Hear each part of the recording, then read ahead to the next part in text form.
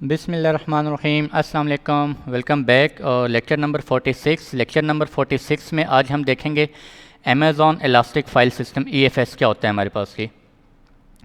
Actually ये topic मुझे कुछ पहले डिस्कस करना चाहिए था, थोड़े से लेट हो गए, ठीक है, बल कोई बात नहीं, अभी पहुँच गए हैं।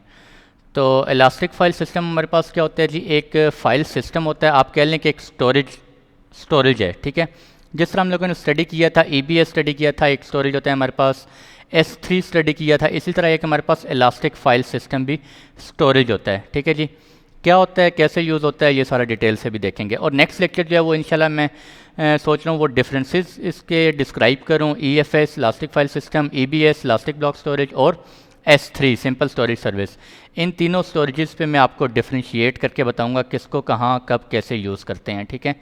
तो आज के लेक्चर में हम देखते हैं जी इलास्टिक फ़ाइल सिस्टम क्या होता है और कब यूज़ करते हैं।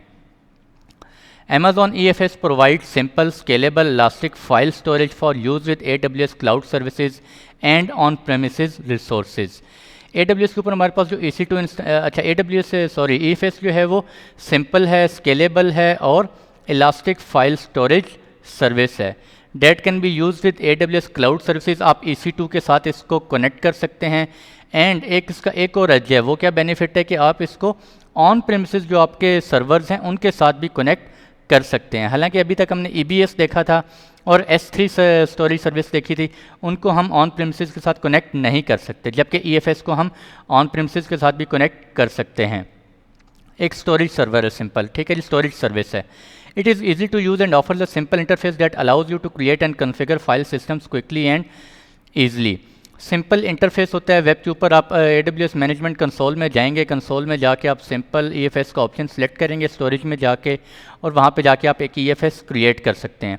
उसके बाद हम इस EFS को डिफरेंट EC2 इंस्टांसेस के ऊपर माउंट करवा सकते हैं। वन बाय वन अभी डिटेल से मैं आपको चीज़ें बताता हूँ।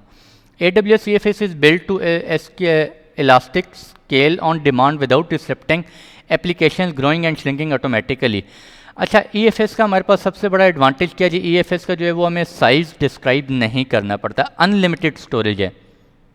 EBS में क्या होता है, EBS में आपको साइज़ डिफाइन करना पड़ता है पहले, ठीक है, कि आप किसी भी EC2 इंस्टांस के साथ जब EBS अटैच करते हैं तो आप उसका साइज़ जो है वो डिफाइन करते हैं, either it is 30 GB, 40 GB, 50 GB और 100 GB, whatever according to your environment, ठीक है। इसी तरह S3 के अंदर भी आपके पास मैक्सिमम फाइल साइज़ आप कितने 5 TB की फ़ाइल अपलोड कर सकते हैं S3 के अंदर। लेकिन EFS के अंदर हमारे पास कोई लिमिट नहीं है, अनलिमिट है, ठीक है, अनलिमिटेड। मीन्स आपने इलास्टिक फाइल सिस्टम एक बनाना है, एक फाइल सिस्टम क्रिएट करना है, उसके बाद आप इसको किसी भी EC2 इंस्टांस के साथ अटैच कर देंगे, ठीक है। उसका साइज़ बिल्कुल नहीं होगा, कितना साइज़ होगा वो मैं आपको थोड़ा सा आगे जाके लैब में दिखाता हूँ। अनलिमिटेड साइज़ होता है हमारे पास, ठीक है जी। और आप अब जब अनलिमिटेड साइज़ आप इलास्टिक फाइल सिस्टम बनाएंगे, क्रिएट करेंगे, और जब आप अटैच करेंगे तो आपको बिलिंग फिर कैसे होगी, क्योंकि ये तो अनलिमिटेड है। तो बिलिंग आपको जी जितना आप यूज़ करते हैं उतनी आपको बिलिंग होगी, ठीक है जी। अगर आप 5 GB यूज़ कर रहे होंगे तो 5 GB की बिलिंग हो रही होगी, अगर आप 10 GB यूज़ कर रहे हैं तो आपको 10 GB की बिलिंग हो रही होगी, ठीक है। अगर आपकी एप्लीकेशन उनका कोई बैकअप के लिए आपने लगाया हुआ, ये लॉग फाइल के लिए या वट एवर किसी पर्पज़ के लिए आपने EFS यूज़ किया हुआ, स्टोरेज के अंदर आप कुछ स्टोर कर रहे हैं, तो जैसे जैसे आपकी एप्लीकेशन का डाटा बढ़ता जाएगा इसका साइज़ ऑटोमेटिकली बढ़ता जाएगा, ठीक है जी। 10 GB होगा, 15 GB होगा, 20 GB, जैसे जैसे साइज़ बढ़ता जाएगा ये अनलिमिटेड स्टोरेज होगा। साइज़ इसका बढ़ता जाएगा, आपने उसी के अकॉर्डिंगली इसकी बिलिंग करनी होगी, ठीक है। अगर आपका साइज़ डिक्रीज़ होगा तो ऑटोमेटिकली ये नहीं होगा कि आपको साइज़ मैनुअली डिक्रीज़ करना पड़ेगा EFS स्टोरेज का, इसका साइज़ ऑटोमेटिकली खुद से क्या होता जाएगा, डिक्रीज़ होता जाएगा। आपकी एप्लीकेशन है वो कुछ अर्सा पहले तक 15 GB डाटा कंज्यूम कर रही थी, अब वो जो है 5 GB डाटा कंज्यूम कर रही है, तो ऊपर वाला जो 10 GB है वो ऑटोमेटिकली क्या हो जाएगा, डिक्रीज़ हो जाएगा, और आपको 5 GB की बिलिंग देनी पड़ेगी। As a regional service Amazon जो है EFS जो है वो रीजनल सर्विस है, ठीक है जी। हाईली ड्यूरेबल है, हाईली अवेलेबल है और ड्यूरेबिलिटी है, ठीक है। Storing data redundantly across multiple availability zones. EFS जो है इसका जो EFS स्टोरेज सर्विस है, इसके ऊपर जो डाटा पड़ा होता है वो डिफरेंट मल्टीपल अवेलेबिलिटी जोन्स में क्या हो रहा होता है, कॉपी हो रहा होता है, ठीक है। ये सर्विस जो है वो मल्टीपल अवेलेबिलिटी जोन्स में कॉपी हो रहा होता है इसका, यानी कि इसका डाटा। EBS में क्या होता है, EBS का रिडंडेंट नहीं होता, रिडंडेंट होता है लेकिन आपका एक अवेलेबिलिटी जोन के अंदर ही आपका डाटा कॉपी हो रहा होता है EBS का, ठीक है। अगर इन केस आपका एक अवेलेबिलिटी जोन डाउन हो जाता है तो आपका पूरे का पूरा EBS क्या हो जाएगा, डाउन हो जाएगा। जबकि EFS में ऐसा नहीं होता। EFS की multiple copies different availability zones में पड़ी होती हैं। अगर इन केस आपका एक अवेलेबिलिटी जोन डाउन हो जाता है तो दूसरे अवेलेबिलिटी जोन से आप EFS को एक्सेस कर सकते हैं। अगर आपने 5 अवेलेबिलिटी जोन्स में EFS क्रिएट किया है तो अगर आपके 4 अवेलेबिलिटी जोन भी डाउन हो जाते हैं तो रिडंडेंट पर्पज़ के लिए अगर आपने 5 में क्रिएट किया था तो 4 भी डाउन हो जाते हैं तो एक के अंदर आपका स्टिल EFS आप वहाँ से एक्सेस कर सकते हैं, ठीक है जी। जबकि EBS में ऐसा नहीं होता। तो EFS जो है वो ज़्यादा रिडंडेंट है। You can mount your Amazon EFS file systems on your on premises data center as well via NFS protocol. अगर आप ऑन प्रिमिसेस डाटा सेंटर आपके पास पड़े हुए हैं ऑन प्रिमिसेस में, तो उसके साथ अगर आप EFS अपना फाइल सिस्टम जो है वो कनेक्ट करना चाह रहे हैं स्टोरेज को, तो आप कर सकते हैं। उसके 2-3 मेथड होंगे हमारे पास। एक तो आप डायरेक्ट कनेक्ट से कनेक्ट कर लें, ठीक है। डायरेक्ट कनेक्ट आई थिंक मैंने आपको अभी तक नहीं पढ़ाया, मुझे लगता है, हाँ नहीं पढ़ाया शायद, ठीक है, वो भी इंशाल्लाह पढ़ा दूंगा। डायरेक्ट कनेक्ट के साथ आप कर सकते हैं, या आप VPN कनेक्शन इस्टेब्लिश कर सकते हैं। Site to site VPN connection establish करें और उसके थ्रू भी आप ऑन प्रिमिसेस से अपने Amazon VPC के अंदर जो आप EFS क्रिएट करेंगे उसको कनेक्ट कर सकते हैं। जब आप EFS क्रिएट करते हैं तो उसको एक IP असाइन होता है, ठीक है, वो मैं आपको दिखाऊंगा अभी जाके। प्राइवेट IP असाइन हो रहा होता है। You can mount your EFS file system on on-premises servers to migrate data sets to EFS और बैकअप्स। अच्छा, EFS वही बता चुका हूँ। ऑन प्रिमिसेस के अंदर आप EFS फाइल सिस्टम को माउंट कर दें, ठीक है, और आपके ऑन प्रिमिसेस में जितने भी आप चाह रहे हैं कि लॉग फाइल्स हैं या कोई बैकअप्स हैं, वो बैकअप्स आप क्लाउड पे सेव करना चाह रहे हैं, ठीक है, तो वो आप कर सकते हैं। EFS के बेनिफिट्स क्या हैं जी? सिंपल वेब इंटरफेस है। सिंपल आप मैनेजमेंट कंसोल में जाएंगे, वहाँ से जाके क्रिएट करेंगे और EFS को आप क्रिएट करेंगे। अच्छा जी, तो सॉरी मुझे वीडियो पॉज करनी पड़ गई थी, एक इशू आ गया था। तो EFS जो है वो हम एक फ़ाइल सिस्टम की बात कर रहे थे। EFS फाइल सिस्टम होता है जिसे कि हम क्विकली और ईज़िली जो है वो क्रिएट कर सकते हैं वेब मैनेजमेंट कंसोल के थ्रू। और multiple Amazon EC2 instances and on premises server can simultaneously access and Amazon EFS file system. तो मैं आपको बता रहा था EC2 इंस्टांसेस और ऑन प्रिमिसेस सर्वर जो है वो भी साइमल्टेनियसली EFS फाइल सिस्टम को एक्सेस कर सकते हैं। EBS के बारे में हमने पढ़ा था। EBS जिस अवेलेबिलिटी जोन में पड़ा हुआ हो उसी अवेलेबिलिटी जोन में आपका EC2 इंस्टांस एक्सेस कर सकता है उस EBS को, जबकि EFS में ऐसा नहीं है। EFS आपका एक अवेलेबिलिटी जोन में पड़ा हुआ है, ठीक है जी, और आप किसी दूसरे अवेलेबिलिटी जोन के EC2 इंस्टांस से इस EFS को एक्सेस कर सकते हैं, EFS फाइल सिस्टम को एक्सेस कर सकते हैं, ठीक है। आप कह सकते हैं कि EFS फाइल सिस्टम जो है वो एक शेयर्ड स्टोरेज सर्विस है, आप कह सकते हैं, ठीक है। Amazon EFS provides the capacity you need when you need it without having to provision storage in advance। आपको एडवांस में कोई असाइन नहीं करना पड़ता। EFS का साइज़ जस्ट आप क्रिएट करते हैं और इसको EC2 इंस्टांस के ऊपर माउंट कर सकते हैं। You pay for what you use with no minimum commitments और अपफ्रंट फीस, मैं आपको ऑलरेडी बता चुका हूँ। Amazon EFS provides a simple and secure way to move data from existing on-premises or in cloud file system with the ability to copy files and directories that speeds up to 5x faster than standard Linux copy tools। ठीक है जी, बहुत ही fast speed है, up to 5x मतलब 5 times faster speed है इसकी EFS की। और अच्छा, एक और बात बताता चलूँ कि EFS जो है हम इसको विंडोज़ EC2 इंस्टांसेस के साथ कनेक्ट नहीं कर सकते, ठीक है। अभी के लिए हम इसको लिनक्स सिस्टम्स के साथ माउंट करवा सकते हैं, ठीक है। कैसे माउंट करते हैं वो भी हम आज की लैब में देखेंगे। अच्छा, ऑटोमेटिकली स्केल करता है, मींस के आपने क्रिएट कर दिया, उसके बाद जैसे जैसे आपके जिस एप्लीकेशन के साथ, जिस EC2 इंस्टांस के साथ आपने इंटीग्रेट किया हुआ है जिस एप्लीकेशन के अंदर, तो जैसे जैसे उस एप्लीकेशन का साइज़ बढ़ता जाएगा EFS ऑटोमेटिकली क्या होता जाएगा, बढ़ता जाएगा, ठीक है। अगर उसका साइज़ कम होता जाएगा तो EFS भी ऑटोमेटिकली उसका साइज़ क्या होता जाएगा, कम होता जाएगा। जितनी स्टोरेज यूज़ हो रही होगी उतनी ही आपको बिलिंग होगी, ठीक है। हाईली अवेलेबल है, ड्यूरेबल है। मैं आपको बता चुका हूँ मल्टीपल अवेलेबिलिटी जोन्स में EFS का डाटा जो है वो कॉपी हो रहा होता है। इन केस एक अवेलेबिलिटी जोन डाउन हो जाता है तो आप किसी दूसरे अवेलेबिलिटी जोन से EFS को एक्सेस कर सकते हैं, जबकि EBS में ऐसा नहीं होता। EBS में एक ही अवेलेबिलिटी जोन्स के अंदर आपका डाटा कॉपी हो रहा होता है मल्टीपल लोकेशंस में, ठीक है। अगर एक अवेलेबिलिटी जोन ही डाउन हो जाए तो पूरे का पूरा EBS हमारा डाउन हो गया। EFS जो है वो सिक्योर है, can be encrypted security groups. अच्छा, EFS सिक्योर है, इनक्रिप्ट किया जा सकता है और आप सिक्योरिटी ग्रुप्स भी असाइन कर सकते हैं EFS को कि कौन से EC2 इंस्टांसेस इस EFS को एक्सेस कर सकते हैं। आइदर वो प्राइवेट इंस्टांसेस या कोई पब्लिक इंस्टांसेस, कौन से इंस्टांसेस आप डिफाइन कर सकते हैं EFS को कौन एक्सेस कर सकता है, कौन से इंस्टांसेस एक्सेस कर सकते हैं और कौन से EC2 इंस्टांसेस एक्सेस नहीं कर सकते। Can be mount to n number of instances. EBS में हमने देखा था कि एक EBS का जो वॉल्यूम है वो किसी एक EC2 इंस्टांस के साथ एट अ टाइम कनेक्ट कर सकते हैं, जबकि EFS में ऐसा नहीं है। EFS जो है it can be mount on number of EC2 instances, ठीक है जी, n number of, hundred of thousands of EC2 instances के साथ आप EFS कनेक्ट कर सकते हैं। एक EFS एक लिनक्स इंस्टांस के अंदर आपने कनेक्ट किया हुआ है, ठीक है, दूसरे के अंदर कनेक्ट किया हुआ है, तीसरे के अंदर कनेक्ट किया हुआ है। अगर पहले के अंदर कुछ चेंजेस हुई हैं, आपने कोई फाइल क्रिएट की है पहले EC2 इंस्टांस से, तो अगर जब आप थर्ड EC2 इंस्टांस से लॉगिन करके देखेंगे तो उसमें भी आपको वही फाइल मिलेगी, ठीक है। क्यों? क्योंकि तीनों EC2 इंस्टांसेस का बैकएंड पे EFS फाइल सिस्टम क्या है, शेयर्ड है, ठीक है। ये मैं आपको लैब में दिखाऊंगा इंशाल्लाह, फिर आपको सही क्लियर समझ आएगी। Instances from different availability zones can be connected to EFS, बता चुका हूँ already. Service is not available in all regions, तमाम रीजन्स में सर्विस नहीं है, ठीक है। आप पहले अपना रीजन वो सिलेक्ट करेंगे, ठीक है, वहाँ से आपको पता चलेगा कि मैं आपको दिखाऊंगा किस किस रीजन में जो है वो EFS की सर्विस अवेलेबल है अभी। प्राइसिंग इज़ 0.30 पर GB per month and 5 GB under free tyre account, ठीक है जी।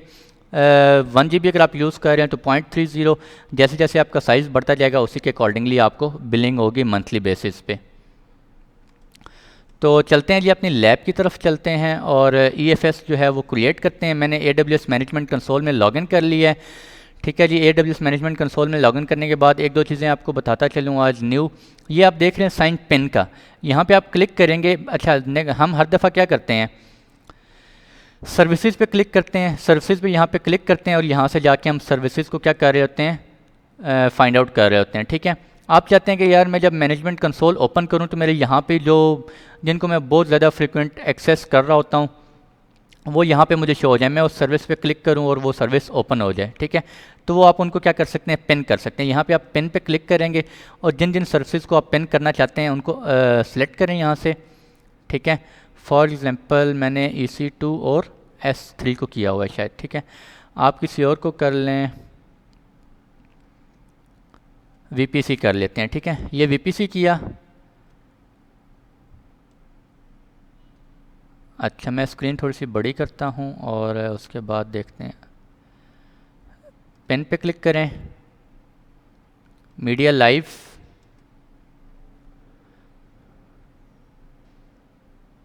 क्या हो गया भाई, pen to customize one click navigation shortcut simply drag your services to and from the menu bar above. अच्छा जी, इसको अबव करेंगे। VPC फॉर एग्जांपल हम करना चाह रहे हैं, ठीक है जी। किधर गया ये VPC है हमारा, इसको यहाँ से ड्रैग करेंगे और इसको ऊपर ले जाएंगे, ठीक है। ये देखें ऊपर लेके जा रहे हैं और यहाँ पे जाके क्या कर देंगे, ड्रैग एंड ड्रॉप करेंगे, ठीक है। ये आपका VPC आ जाएगा, ठीक हो गया। तो सिंपल इस तरह से आप ड्रैग एंड ड्रॉप करके ऊपर जो आपकी पिन करना चाहते हैं पिन कर सकते हैं, ठीक है।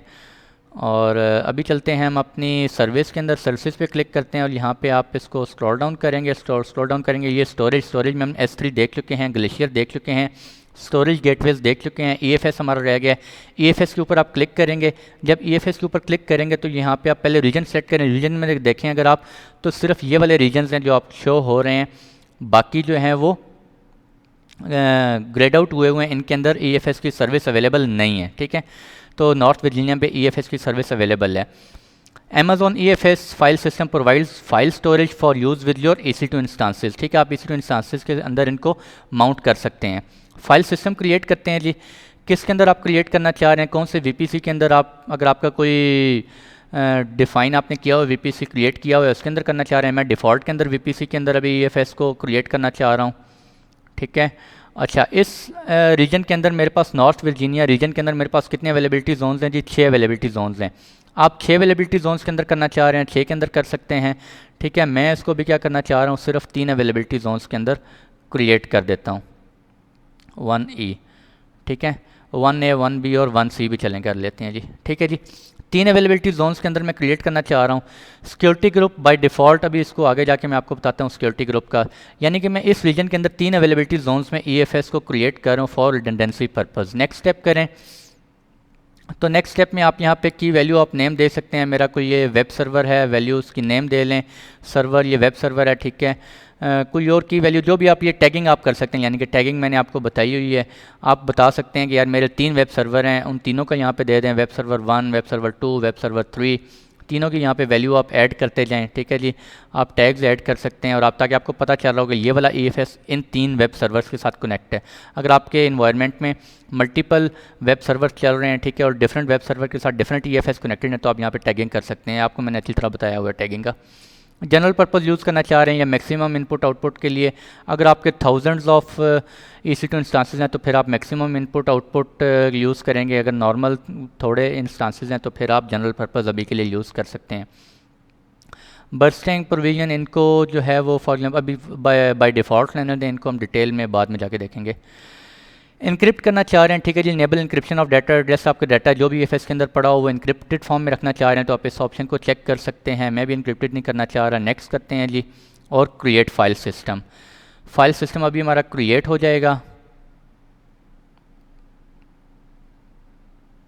और ये थोड़ा सा टाइम लेगा फाइल सिस्टम क्रिएट होने में।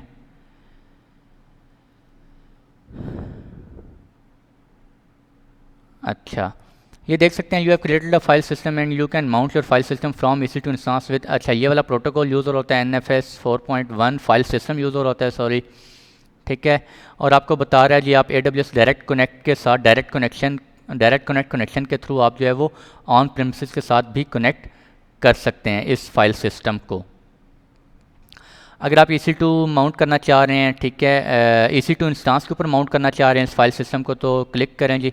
मैं नीचे आपको दिखाता हूँ यहाँ पे, ये देखें, ये आपका EC2 फाइल सिस्टम है, ठीक है। ये फाइल सिस्टम की ID है, मीटर साइज़ अभी तक 6 KB है। नंबर ऑफ़ माउंट टारगेट्स कितने हैं जी, 3 अवेलेबिलिटी जोन्स में मैंने क्रिएट किया है। कब क्रिएट हुआ है, अभी क्रिएट हुआ है। सेटिंग्स थोड़ी सी एक्सटेंड करते हैं इसको, तो यहाँ पे आप देख सकते हैं अदर डिटेल्स, थ्रूपुट मोड आप चेंज करना चाह रहे हैं, बर्स्टिंग करना चाह रहे हैं, प्रोविजन करना चाह रहे हैं, वो आप चेंज कर सकते हैं, ठीक है। टैगिंग मैनेज करना चाह रहे हैं वो यहाँ से आप कर सकते हैं। ऑनर ID आपको बता रहा है, लाइफ साइकिल जनरल पर्पज़ के लिए हम यूज़ कर रहे हैं, बर्स्टिंग मोड यूज़ कर रहे हैं, प्रोविजन यूज़ नहीं कर रहे, इंक्रिप्शन अभी नहीं कर रहे, नो टैगिंग है, ठीक है। आप सेटिंग्स ये करना चाहें आप कर सकते हैं। फाइल सिस्टम को एक्सेस करना है तो ये आपके पास ये DNS एक नेम है, इस DNS के नेम के थ्रू आप अपने EC2 इंस्टांसेस से इस EFS को एक्सेस कर सकते हैं, ठीक है। EC2 माउंट इंस्ट्रक्शन, EC2 के ऊपर आप माउंट करना चाह रहे हैं तो ये इंस्ट्रक्शंस पे क्लिक करेंगे, वो आपको शो हो जाएंगे। मैं अभी आपको दिखाता हूँ, थोड़ा सा वेट करें। डायरेक्ट कनेक्ट के थ्रू करना चाह रहे हैं, ऑन प्रेमिसेस के साथ इस EFS को माउंट करवाना चाह रहे हैं तो आप इस पर क्लिक करें, ये आपको इंस्ट्रक्शंस शो करेगा, ठीक है। फर्दर आप देख सकते हैं इस VPC के अंदर आपने इस EFS को क्रिएट किया है। ये 3 availability Jones 1B 1A 1C के अंदर जोन किया है। सबनेट आपके ये हैं, IP एड्रेसेस आपको असाइन किए गए हैं। ये देखें जी, ये 3 डिफरेंट सबनेट्स के 3 डिफरेंट IP एड्रेसेस असाइन किए गए हैं। माउंट टारगेट, नेटवर्क इंटरफेस का अटैच किया गया, सिक्योरिटी ग्रुप्स अभी इसको साइन होंगे, ठीक है। अच्छा, ये थोड़ा सा शो नहीं कर रहा, मैं आपको एक सेकेंड। अच्छा, ये देखें, आपको यहाँ पे एक्चुअली मेरी स्क्रीन जो है वो छोटी है, मैं ट्राई करता हूँ आपको शो करवाने की।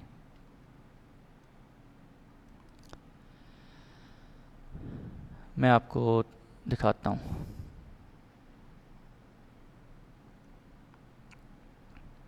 ये देखें, एक्चुअली स्क्रीन मैंने थोड़ी सी एडजस्ट की होती है अकॉर्डिंग टू रिकॉर्डिंग के लिए, ठीक है। तो इस वजह से ये लाइफ साइकिल आपको शो हो रहा है, क्रिएटिंग अभी तक क्रिएटिंग फेज़ में है, तो ये थोड़ा सा टाइम लेगा, 3 से 4 मिनट लेता है। उसके बाद जो है वो ये क्रिएट हो जाएगा, अवेलेबल हो जाएगा, ठीक है। तब तक हम चलते हैं अपने हम करते हैं EC2 इंस्टांसेस क्रिएट करते हैं, ठीक है, जिससे हम इस EFS को एक्सेस कर रहे होंगे।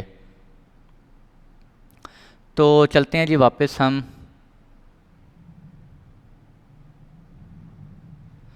अच्छा, EC2 पे चलते हैं। अब हम 2 EC2 इंस्टांसेस क्रिएट करते हैं। मैंने आपको बताया लिनक्स के साथ आप कनेक्ट कर सकते हैं, EC2 विंडोज़ के अंदर अभी आप कनेक्ट नहीं कर सकते। लॉन्च इंस्टांस करें और बाय डिफ़ॉल्ट मैं लिनक्स का जो है इसी को ले लेता हूँ, Amazon Linux 2 free tyre eligible, ठीक है जी।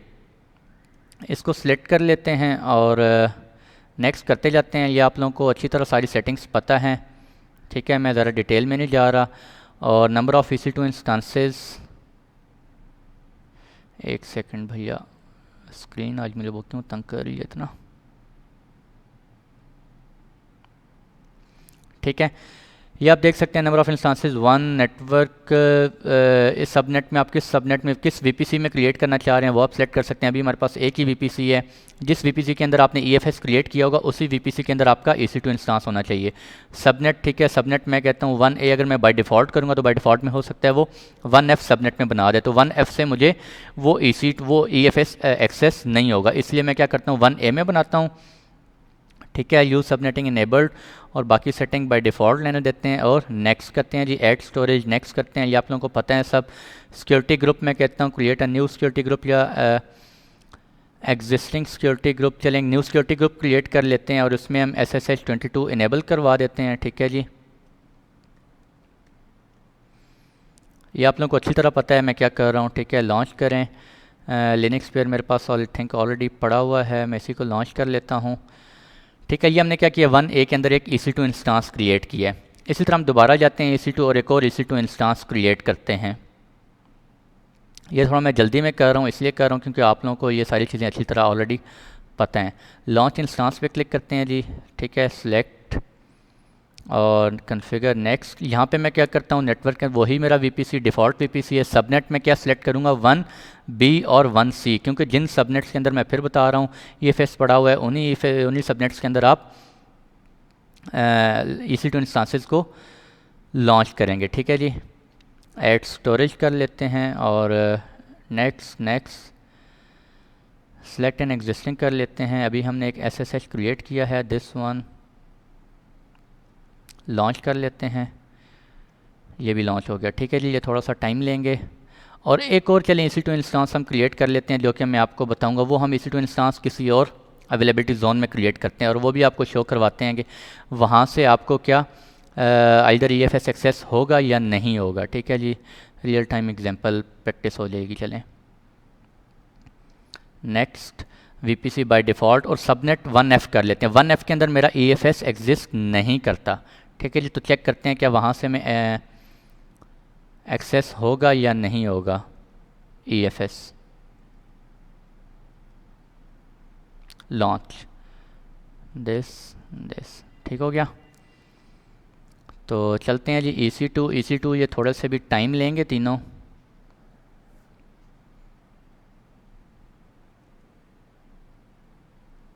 अच्छा, ये थोड़ा सा टाइम लेंगे, ये भी तीनों, दो रनिंग मोड में, एक पेंडिंग मोड में है। तब तक हम ज़रा EFS पे चलते हैं अपने और EFS में जाके देखते हैं कि आइदर हमारा EFS क्रिएट हुआ है या नहीं हुआ, ठीक है जी। तो ये देखें जी, यहाँ पे क्लिक करते हैं, इसको ओपन करते हैं और ज़रा स्क्रॉल डाउन करते हैं और ये देखें आपको शो हो रहा है EFS आपका क्रिएट हो गया, अवेलेबल है। सिक्योरिटी ग्रुप कौन सा है जी, सिक्योरिटी ग्रुप उसको F2C4 हुआ है साइन, ठीक है। क्या मतलब है सिक्योरिटी ग्रुप का, क्या मतलब है, यानी कि ये एज अ फायरवॉल एक्ट करेगा इस EFS के लिए। इस EFS को कौन एक्सेस कर सकता है, वो security group F2C4 security group के अंदर सेटिंग्स डिफाइन हुई हैं, इनबाउंड और आउटबाउंड, ठीक है जी। तो हम ज़रा सिक्योरिटी ग्रुप में जाके देखते हैं कि इस F2C4 के अंदर क्या डिफाइन हुआ है। तो यहाँ से हम सिक्योरिटी ग्रुप एक्सेस करते हैं अपना और सिक्योरिटी ग्रुप्स में जाते हैं हम। अच्छा, ये वाला जी F2C4, ठीक है। इस F2C4 में हम जाके देखते हैं हमारा इनबाउंड और आउटबाउंड क्या है। इनबाउंड क्या है हमारा RDP3389, जो कि गलत है, ठीक है। इसको हम चेंज करेंगे। चेंज करने के लिए हम क्या करेंगे, इसकी एडिट में जाते हैं, एडिट सेटिंग में, और यहाँ पे हम इसको NFS जो है वो अलाउ करवाएंगे। ये NFS है हमारे पास। NFS किस पोर्ट पे काम कर रहा होता है, 2049, ठीक है। अगर आप इसको कस्टम करना चाह रहे हैं फ्रॉम एनीवेयर, कोई भी सोर्स करें तो वो भी आप कर सकते हैं, या अगर आप इसको डिलीट करें तो यहाँ पे ये देखें आपको सिक्योरिटी ग्रुप नज़र आ रहा है। आप किसी चाह रहे हैं, आप पब्लिक सबनेट्स को सिर्फ एक्सेस करवाना चाह रहे हैं या प्राइवेट सबनेट्स को एक्सेस करवाना चाह रहे हैं, तो आप वो प्राइवेट ग्रुप के जो सिक्योरिटी ग्रुप होगा आप वो सिक्योरिटी ग्रुप यहाँ पे मेंशन कर सकते हैं, ठीक है। अगर आप प्राइवेट सबनेट्स को एक्सेस करना चाह रहे हैं तो जो प्राइवेट सबनेट्स का सिक्योरिटी ग्रुप है वो सिक्योरिटी ग्रुप आप यहाँ पे इंटर करेंगे, ठीक है जी। तो आपका क्या हो जाएगा, ये EFS जो है सिर्फ उन सबनेट, उन EC2 इंस्टांसेस को ही एक्सेसिबल होगा, उसी सबनेट को एक्सेसिबल होगा। ठीक है, तो अभी के लिए हम क्या करते हैं 0.0 यानी कि इसको कोई भी एक्सेस कर सकता है, और मैं इसको क्या कर देता हूँ, सेव कर देता हूँ। ठीक है, आउटबाउंड और ट्रैफिक रहने दें। ठीक है जी, अच्छा अब हम जाके देखते हैं F2C4। अच्छा ये मैंने कर दिया है। इनबाउंड मैंने क्या कर दिया है, इनबाउंड यानी कि उस EFS के लिए जो सिक्योरिटी ग्रुप है वो क्या है, इनबाउंड क्या कर रहा है, 2049 पे जो ट्रैफिक आ रही है सिर्फ उसी को क्या करेगा, अलाउ करेगा। ठीक है, अब हम दोबारा EC2 इंस्टांसेस पे जाते हैं और ये हमारा 1A ये 2x2 चेक हो गए हैं, और हम इस EC2 इंस्टांस को ज़रा चेक करते हैं।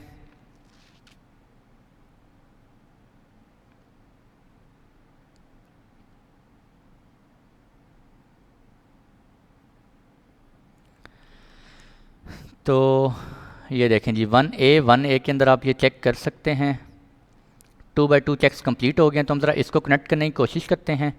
इसका पब्लिक IP जो है वो हम कॉपी कर लेते हैं और पुटी ओपन करते हैं।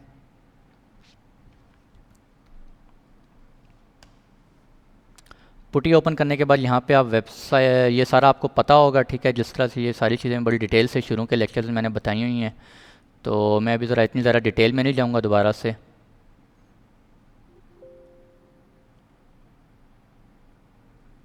ये मुझे एक्सेस हो गया है। ठीक है, ये कैसे एक्सेस होता है अगर आपको समझ नहीं आ रही तो मेरा पीछे वाला लेक्चर एक लिनक्स का है जिसमें हमने EC2 का लिनक्स इंस्टांस क्रिएट किया था, उसे जाके आप देख सकते हैं। ठीक है, sudo su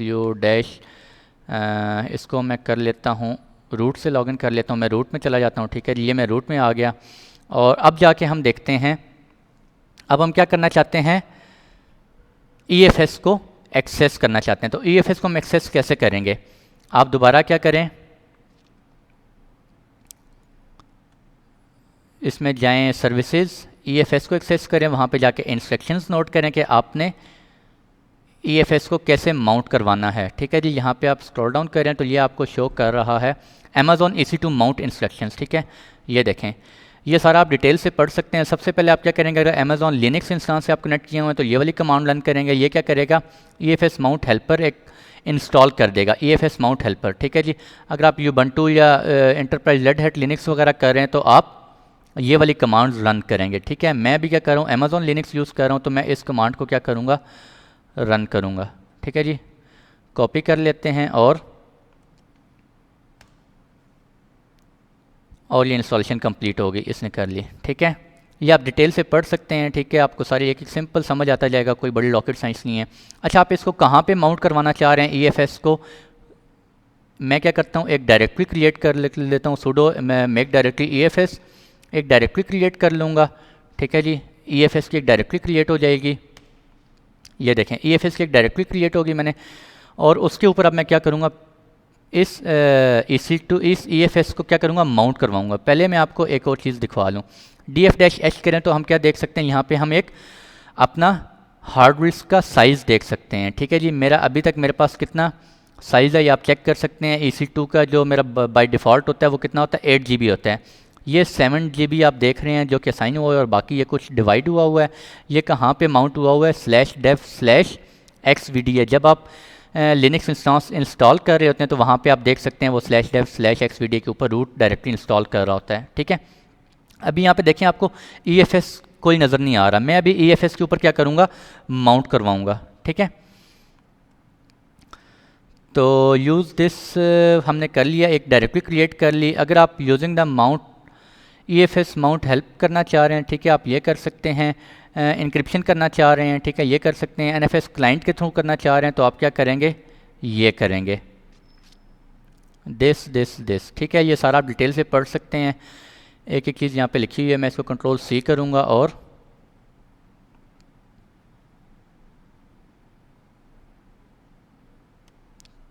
कॉपी किया, और आप देखें जी,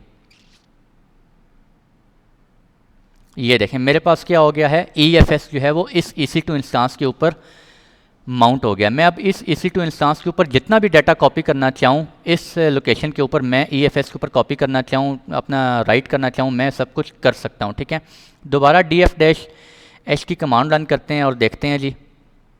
तो ये देखें आप लोगों को शो हो रहा है, ये एक EFS है जो कि मैंने आपको दिखाया था, मेरा DNS उसका नेम है, यही है, ठीक है जी।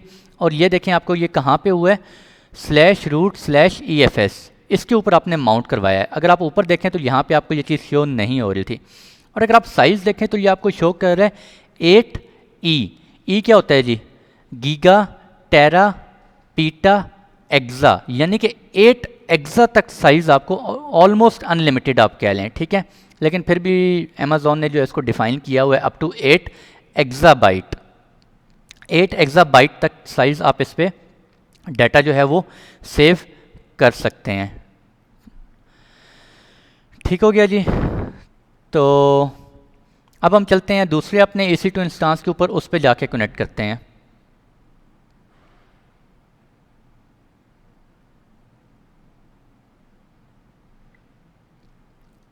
EC2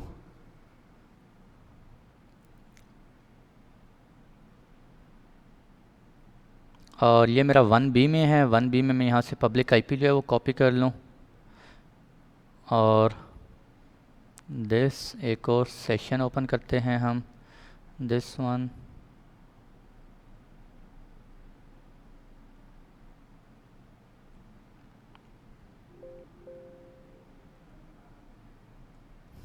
EC2-user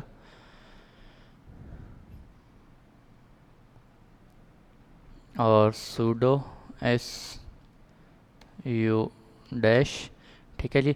अगर इसमें मैं आपको df-h करके दिखाऊं तो ये आप देख सकते हैं यहाँ पे भी मेरे पास कोई EFS माउंट नहीं हुआ, ठीक है। ये आप डिटेल यहाँ देख सकते हैं। अभी हम EFS माउंट करते हैं इसके ऊपर, तो हम क्या करेंगे, दोबारा से EFS में जाते हैं और वही कमांड्स अपनी जो है हम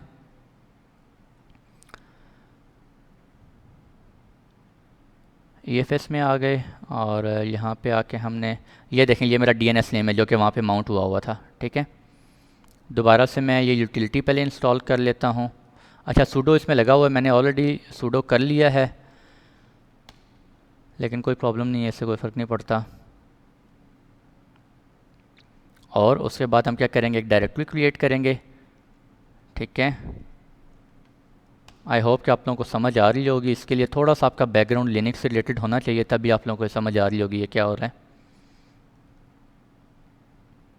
और ये मैं क्या करने लगा हूँ, इस सेकंड वाले के ऊपर भी मैंने क्या कर दिया है, ये जो हमारा सेकंड EC2 इंस्टांस है इसके ऊपर भी मैंने क्या कर दिया, माउंट कर दिया, ठीक है जी। तो अब आप यहाँ से देख सकते हैं df-h अगर करें हम, तो ये आप देख सकते हैं कि यहाँ पे भी क्या हो गया जी, माउंट हो गया मेरे पास, ठीक है। ये देखें, ये दूसरा इंस्टांस है और ये पहले वाला है उसके ऊपर भी माउंट हुआ है, ठीक हो गया। अब मैं पहले वाले EC2 के ऊपर जाता हूँ और मैं जाके क्या करता हूँ, cd EFS हमने डायरेक्टरी क्रिएट की थी, उस डायरेक्टरी के अंदर हम जाते हैं और ls करते हैं। वहाँ पे आप देख सकते हैं उस डायरेक्टरी के अंदर कुछ भी नहीं पड़ा हुआ, ठीक है। इसी तरह मैं इसके अंदर भी आता हूँ, इस डायरेक्टरी के अंदर आता हूँ, ls करते हैं और यहाँ पे भी देखें कुछ भी नहीं पड़ा हुआ, ठीक है। मैं यहाँ पे एक फ़ाइल क्रिएट करता हूँ touchUITA.txt, ठीक है, एक txt फाइल में। अब ये देखें, अब जब मैं ls करूँगा तो यहाँ पे इस EFS की डायरेक्टरी के अंदर एक फ़ाइल पड़ी हुई है और वो फाइल मैंने कहाँ पे बनाई है, वो फाइल मैंने EFS के अंदर बनाई है। और EFS के ऊपर मैंने क्या माउंट किया हुआ है, मैंने EFS माउंट किया हुआ है, यानी कि EFS क्या एक शेयर्ड फाइल स्टोरेज है। जो डाटा इस EFS के अंदर, इस EFS के अंदर पड़ा होगा, वही डाटा मेरा जहाँ पे भी EFS माउंट किए हुए हैं उन सब के अंदर वो डाटा पड़ा होना चाहिए, ठीक है। तो यहाँ पे ये आ गया। तो अब मैं यहाँ पे अगर ls करूँ तो ये वाली फ़ाइल जो है uita.txt, ये फ़ाइल इस EC2 इंस्टांस के अंदर भी होनी चाहिए। तो ये देखें जी, यहाँ पे भी आ गई है, ठीक है। अगर मैं यहाँ पे कोई फ़ाइल क्रिएट करता हूँ, txt कह लें जी, test.txt कर लेते हैं, ठीक है। अब अगर मैं दोबारा करता हूँ ls, तो ये देखें मेरे पास यहाँ पे 2 फाइल्स सेव हो रही हैं। अब अगर मैं दोबारा यहाँ पे जाऊँ अपने पहले सर्वर पे, वहाँ से अगर मैं ls करूँ तो यहाँ पे भी देखें जी मेरे पास कितनी फ़ाइल सेव हो रही हैं, शो हो रही हैं, 2 फाइल्स शो हो रही हैं। तो यहाँ से आप इमेजिन कर सकते हैं, इमेजिन नहीं कर सकते बल्कि ये रियल में होता है भैया। EFS जो है वो क्या होता है, हमारे पास शेयर्ड ड्राइव होती है एक किस्म की, आप कह लें, ठीक है। आप लाजमी नहीं है कि EFS फोल्डर क्रिएट करेंगे उसी के ऊपर माउंट करवाएंगे। आप इस वेब सर्वर के आप सर्वर के अंदर अपाचे सर्वर इंस्टॉल करें, कोई वेब सर्वर इंस्टॉल करें, उसके वार में www.root में जाएं, ठीक है जी। वहाँ पे जाके भी उसके ऊपर भी जाके आप अपने वेब सर्वर के ऊपर भी जाके इस EFS को माउंट करवा सकते हैं। उस वेब सर्वर के अंदर फॉर एग्जांपल उस वेब सर्वर के अंदर कोई वेबसाइट है, उसके ऊपर यूज़र्स डिफरेंट लोकेशन से आते हैं, अपना डाटा अपलोड करते हैं, बहुत मल्टीपल लोकेशन से आते हैं, पूरे वर्ल्ड वाइड से आते हैं, ठीक है, और आके अपना डाटा अपलोड करते हैं। तो आप उस अपाचे यानी कि वेब सर्वर के अंदर आप इस EFS को माउंट करवा सकते हैं, ठीक है। तो ये आपने देख लिया भैया, और सिंपल था। इसके अलावा चलें मैं आपको एक और चीज़ दिखाता चलूँ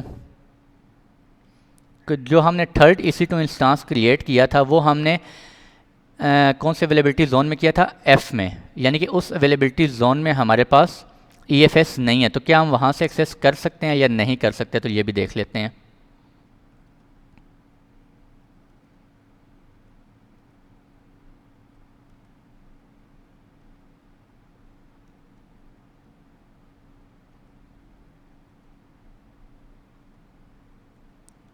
ओपन करते हैं और EC2 डैश यूज़र करते हैं इसको, sudo su डैश रूट में चले जाते हैं, और रूट में जाके हम दोबारा से फिर वही कमांड एक्सेस करने की, यहाँ से चले मैं कॉपी करने की कोशिश करता हूँ। ये पहले हम इंस्टॉल कर लेते हैं इसको।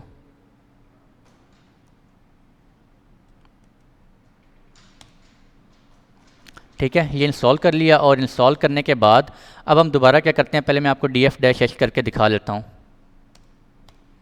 ये देखें यहाँ पे कुछ भी माउंट नहीं हुआ हुआ अभी, ठीक है। और दोबारा अब मैं क्या करता हूँ, sudo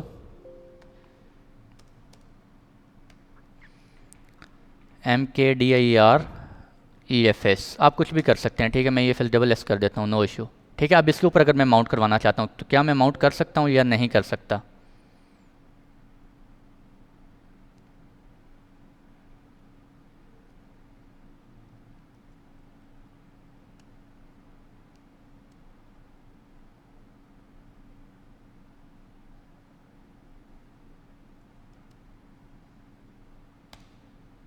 ये देखें, ये आपको क्या कह रहा है, mount point EFS does not exist, यानी कि इस पे आप माउंट यहाँ पे नहीं करवा सकते। क्यों नहीं माउंट करवा सकते, क्योंकि इस अवेलेबिलिटी जोन में आपका EFS एग्जिस्ट नहीं करता, जिस अवेलेबिलिटी जोन में आपका ये आपने EC2 इंस्टांस क्रिएट किया है, ठीक है जी। EFS does not exist, mount point जो है वो, ये mount point EFS does not exist, ठीक है। तो ये भी मैंने आपको शो करवा दी है, और ठीक हो गया जी। इसको हमने डिटेल से डिस्कस कर लिया है, बेनिफिट्स वगैरह देख लिए हैं। आपको multiple n number of instances के साथ इस EFS को आप कनेक्ट कर सकते हैं, ठीक है। सर्विस ऑल रीजन्स में अवेलेबल नहीं है। सिक्योरिटी ग्रुप मैंने आपको दिखा लिया, सिक्योर है, हाईली अवेलेबल है, ड्यूरेबल है, ऑटोमेटिकली स्केल कर रहा होता है। साइज़ मैंने आपको दिखा दिया, उसका 8 एक्साबाइट तक होता है ऑलमोस्ट, ठीक है जी। और इसके बाद अगर आप डिलीट करना चाह रहे हैं इसको डिलीट कर सकते हैं, ठीक है। ये देखें 3 अवेलेबिलिटी जोन्स में हमने क्रिएट किया हुआ है, और अब आप इसको अगर डिलीट करना चाह रहे हैं आप सिंपली डिलीट कर सकते हैं। एक्शन में जाएंगे और अच्छा, मैनेज फाइल सिस्टम एक्सेस अगर आप मैनेज करना चाह रहे हैं तो आप ये कर सकते हैं। कोई सिक्योरिटी ग्रुप आप चेंज करना चाह रहे हैं आप वो कर सकते हैं। ये देखें मैंने कोई और सिक्योरिटी ग्रुप क्रिएट किया है, मैं यहाँ से कैंसिल करूँगा और यहाँ पे मैं कोई और सिक्योरिटी ग्रुप, ये देखें मैंने ऐसे लिया, मुझे 2 सिक्योरिटी ग्रुप शो कर। आप कौन सा वाला कनेक्ट करना चाह रहे हैं वो आप कनेक्ट करवा सकते हैं यहाँ पे, ठीक है। और इसके अलावा आप क्या कर सकते हैं जी, बैक कैंसिल, और ये आपने सेलेक्ट किया। एक्शन में जाके टैग मैनेज कर सकते हैं, थ्रूपुट मोड चेंज कर सकते हैं। फाइल सिस्टम को डिलीट करना चाह रहे हैं आप डिलीट कर सकते हैं, ठीक है। आपको ये फाइल सिस्टम यहाँ पे इसकी आईडी जो है वो एंटर करना पड़ेगी,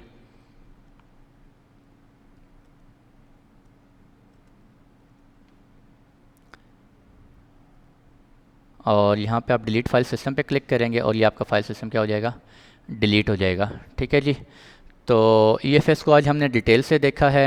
EFS क्या होता है? इलास्टिक फाइल सिस्टम होता है हमारे पास, जो कि n नंबर ऑफ़ इंस्टांसेस से हम कनेक्ट कर सकते हैं, मल्टीपल EC2 इंस्टांसेस से एट अ टाइम कनेक्ट कर सकते हैं। ठीक है जी। तो आई होप कि आप लोगों को समझ आ गई होगी। फिर भी कोई प्रॉब्लम हुआ तो आप ज़रूर पूछें जी। आज के लिए इतना रखते हैं। नेक्स्ट लेक्चर में इंशाल्लाह डिफरेंशिएट हम करेंगे तीनों टाइप्स के जो स्टोरेज अभी तक हमने डिस्कस किए हैं। तो लेक्चर भी आई थिंक थोड़ा लेंथी हो गया है। तो आज के लिए इतने रखते हैं। मिलते हैं इंशाल्लाह आप लोगों से नेक्स्ट लेक्चर में। तब तक के लिए खुश रहें, दुआ में ज़रूर याद रखिएगा जी। अल्लाह हाफ़िज़।